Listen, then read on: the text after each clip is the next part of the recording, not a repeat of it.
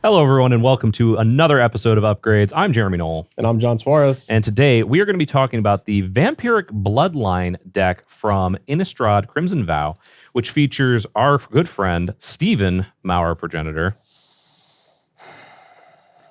He insisted on being here for this. This is the thing that's happening. Strefan, Maurer Progenitor as the commander. So I want to get this out of the way. Obviously, there's already a really good vampire precon with a really good vampire commander in Edgar Markov. Let's be clear, though, that's not a precon anymore. It's not. You can't get it anywhere. And if you could find the actual precon, it's going to cost you quite a bit. Certainly. Even the commander itself, it's just $100 now. I think it's about $100. Time of recording. You can buy multiple pre-constructed decks and upgrade them. So Strefan is a new commander from Crimson Vow, and it actually involves the new blood tokens. So that's pretty interesting. This is a flying 3/2 for 4. At the beginning of your end step, create a blood token for each player who lost life this turn.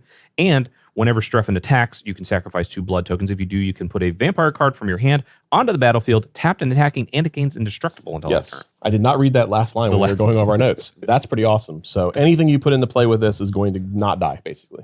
Yeah, so it's super sweet. And we're going to try and make as many blood tokens as we can and get some vampires into play. So first off, we're going to talk about our honorable mention card, and that is Marionette Master, which is a 1/3 for 4 or for 6. Has to fabricate 3, so it can make the artifacts. And whenever an artifact you control is put in the graveyard, target opponent loses life equal to its power. Yep. Very sweet if you're going to be sacrificing artifacts like Strefan wants to do. However, not a vampire. Not a vampire. This is Santa Clara. Yeah. Only vampires here. So.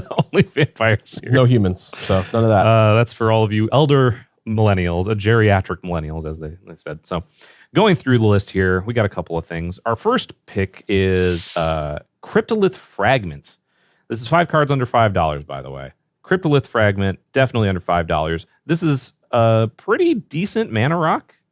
Comes into play tapped, adds 1 mana of any color. Each player loses 1 life. That's all that matters. Yeah. Each player. You're going to get the ramp. You're going to get to make everybody lose life. So if you have Strefan or you use Cryptolith Fragment to play Strefan, it'll check at the end of turn. You're going to get a bunch of blood counters, which is what you want. You get all 4. The 4 that you can get. The max amount. 3, right? No, it's 4 because each player loses 1 life.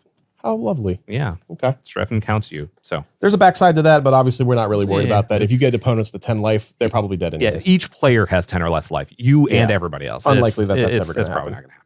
Our fourth choice, also having to do with artifacts and with the blood tokens, is Gearper Ether Grid. 2 mana, 2 in a red, enchantment, tap 2 artifacts, deal 1 to anything. Any target, planeswalker, creatures, players, wherever you want it. In the deck that's going to be generating a ton of blood tokens, I think this card is going to do a significant amount of damage. Yeah.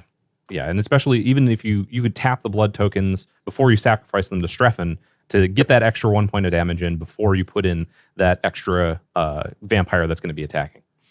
And let's see, what's our next one here? Also trying to get everybody down a little bit here. We've got Sanctum of Stonefangs. So this is one of the shrines from M21, the second round of shrines that came around.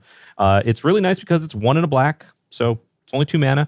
At the beginning of your pre-combat main phase, each opponent loses X life and you gain X life, where X is the number of shrines you control. So in case you can't get something like that Cryptolith Fragment where you're getting all 4 of you, you can at least get 3 of them, and you're going to get that little buffer, a little bit of extra life gain. So there's a lot of that in this deck. Blood Artist, pinging people. There's a lot of the drain and gain effects. Yeah, so. Good reprint, by the way, Blood Artist in this deck. For sure. All right, number 2 is our only vampire on the list, which is Drana, Liberator of Malakir. An excellent 3-drop if you're just going to play it. Flying first strike 2/3 for 3, and when it deals combat damage, it gives all of your creatures +1/+1 counters. So it's great if you just play it, but it's also great to put in off Strefan because it's going to come in, it's going to have first strike, and then it's going to buff your entire team. Yep. Yeah, it's super great for that.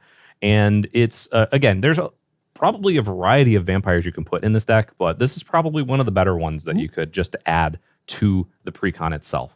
And our number 1 card to put into the Vampiric Bloodline deck is Patriarch's Bidding, which is just a fantastic card, and with the recent reprint is like super cheap. Yep. Every creature in the deck, I believe, is a vampire. Yeah, and that's one of the reasons why you definitely want Patriarch's Bidding in here. It's only $2 currently at the time of filming with the reprint. Yeah, 3 black sorcery. Everybody chooses a creature type. and everybody returns all creatures of those types from the graveyard to the battlefield. Yep. Every card in your deck is going to be a vampire, so all your vampires that are in your graveyard come right back in. Yeah, and we don't care about what anybody else is doing. So yeah. It's irrelevant. Yep. So that is our top 5 cards to add to upgrade the Vampiric Bloodline. Make sure to let us know which cards you would add to the deck in the comments below. Also, make sure to like, comment, share, subscribe, binge, and Stephen Green had to get in there with ring that bell. I'm Jeremy Knoll for John Suarez. Thank you for watching.